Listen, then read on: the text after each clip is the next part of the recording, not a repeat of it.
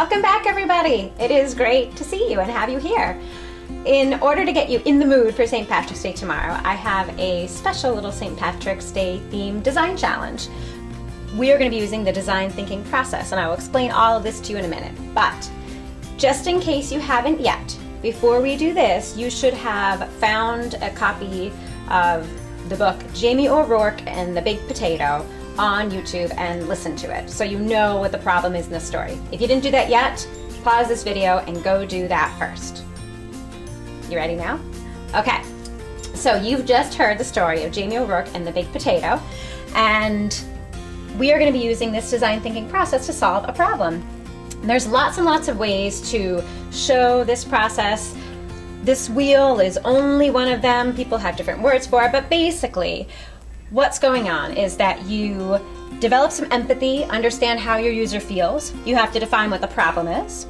Then you do some brainstorming. You get as many ideas as possible. After that, you prototype, which means you actually build it. You make something come alive. You get some feedback. You take that feedback and you make changes to your model and your design to make it even better. And then at the end, you want to be reflecting. And all this happens sort of back and forth and back and forth and back and forth. Today, the story of Jamie O'Rourke and the Baked Potato, that was building your empathy. So now you understand that Jamie O'Rourke was a lazy man who lived in Ireland, and he managed to grow a gigantic potato. And that potato wedged itself right in the middle of the road which was the way in and out of the village. The user that we're going to be thinking about is not Jamie O'Rourke, but actually the villagers. So by reading this story, we understand the villagers, they're not very happy with him. They're a little frustrated that they cannot get in and out of their village. And unfortunately, in the story, the way that they solve this is everybody eats potato until it's all gone. The whole winter long, the whole summer long, I don't know. They eat potato, potato, potato, potato until they are sick of it. Now, we are going to be making a uni statement, and a uni statement, we have to think about our user, we have to think about what our user needs, and we have to use some insight. This is the frame of a uni statement. Our user, in this case, is going to be the villager, so I'm going to fill that in right here. The villagers, really, they need a way to, what? They need a way to get the potato out of the road.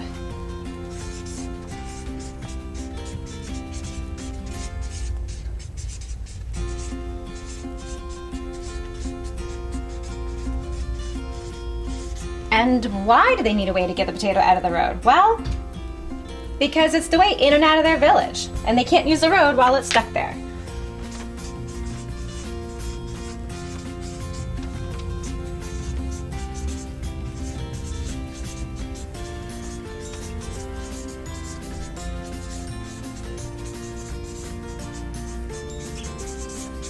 So we started with building some empathy, understanding those villagers by reading the story. Now we have just defined our problem, and we know what problem we're solving. The problem we're solving is that the villagers need a way to get the potato out of the road because the road is the way in and out of the village. So if we look back at our design thinking chart, we understood the feelings of our user. We said, what's the question? What are we solving here? What's our problem? And now we are ready to brainstorm. And brainstorming is really fun. So the goal for brainstorming is you want to come up with as many ideas as you possibly can. If you are doing this work with a sibling or some friends, this is a time to work together. You don't need to do this all by yourself. If you're doing it all by yourself, that's okay too. You have lots of great ideas in your brain and you can do it. So you want to come up with as many ideas as possible. You want to write all those ideas down using pictures or words. You want to not judge any ideas yet. Don't say, well, that might not work. Nope, it'll work. It's possible, put it down. And you want to build off of other people's ideas if you have the benefit of working with other people. And you want to think as wild and as imaginative as you can. We are not actually moving a giant potato out of the road, so we don't have to be limited by anything that applies in our world with the laws of physics and gravity and all that scientific stuff. Doesn't matter, the sky is the limit. You can spend as much time as you want brainstorming. If this is what is most exciting to you, you can spend all day brainstorming and just stop there. You'll have to decide when you think you're ready. I would say try to get at least 4 or 5 different ideas before you move on. Even if you get really excited right away by one idea, keep thinking, keep pushing yourself. Remember, our goal is to stretch our brain. So keep stretching and think about, well, what else could I do? What's another way? Once you have come up with lots and lots of ideas, then you have to decide which one idea are you going to build. Now, if you're working with a group, you can work together. This is a great way to build some teamwork in and collaborate. If you're working by yourself, you're working by yourself. You get to pick whichever one you want and you design it. If you're working with other people and you decide you each want to build your own because you have a different favorite, that's not what happens in my classroom, but it can certainly happen right now. So you're gonna find any materials that you think will work in your house and you're going to actually build something. It's not a model that's to scale. Don't worry about, oh, my villagers are smaller than the potato and they need to be there. No, they look the same size. One has to be smaller. Don't worry about all of that. Just make something fun. I recommend going to your recycling bin. If you have craft supplies, check those. Check the pantry, but check with parents first. Don't use up all the straws if they're counting on having straws, that kind of thing. And just build something. Use paper, anything you have. If you have a hot glue gun, this is a really good time to use some hot glue.